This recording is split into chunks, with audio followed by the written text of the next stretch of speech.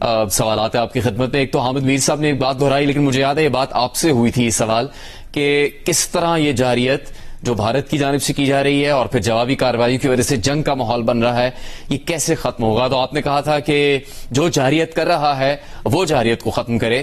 تو بالآخر ایسا ہی ہوا. بھارت کی جانب سے جارحیت کی جا رہی تھی، اسی کی جانب سے پھر پیغام آیا کہ وہ اب ایسکیلیٹ نہیں کرنا چاہتا، اور پھر اس کے بعد سب سے پہلا جو ٹیلی ویژن پر آ کر بیان دیا گیا ہے وہ بھی بھارت کے سیکرٹری خارجہ کی جانب سے دیا گیا ہے کہ سیز فائر پر اتفاق ہو گیا ہے.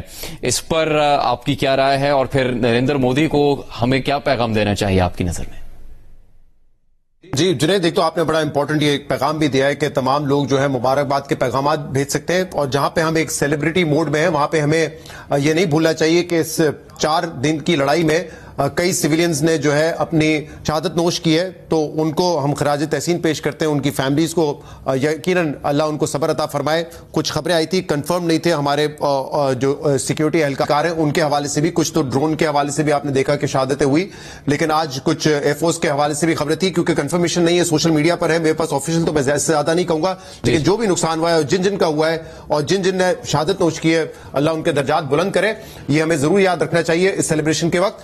دوسرا دیکھیں، ہم بھی پرامن ہیں، سہیل صاحب بھی بہت زیادہ پرامن انسان ہے، اس لیے ان کے جو مثالیں دے رہے ہیں وہ بالکل ٹھیک ہے کہ نریندر مودی جو ہے وہ اگر امن کے راستے پہ واپس آئے. لیکن میں اگری کرتا ہوں حامد میر صاحب کی بات سے کہ وہ خود چل کے نہیں آیا ہے، اس کو یہ احساس نہیں ہوا آخر تک کہ یہ 1.25 کروڑ لوگوں کا خطہ ہے اور ان کو وہ ایک نیوکلیر وار تک دھکیل سکتے ہیں. یہ احساس ان کو نہیں ہوا.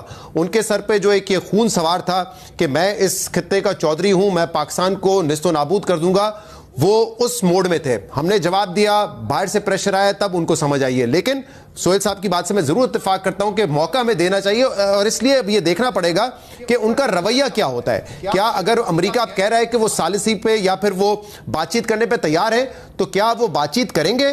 جیسے کہ مارکو روبیو نے کہا ہے کہ ایک نیوٹرل وینیو پہ تمام براڈر ایشوز پہ بات ہوگی، کیونکہ پاکستان تو یہی کہتا رہتا ہے.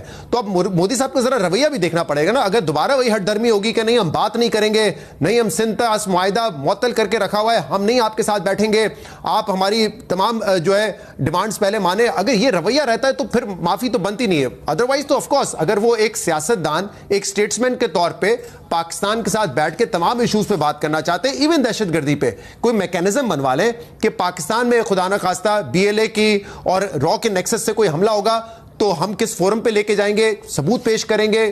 بھارت سے خدا نہ خواستہ بھارت کو الزام لگاتا ہے ہم پہ، تو ہم بھی ایک اسی میکینزم کے ذریعے ان سے بات چیت کریں گے. کوئی اگر وہ اس طرح کی انسانوں والی ریشنل لاجیکل بات کرنے پہ تیار ہوں گے تو بالکل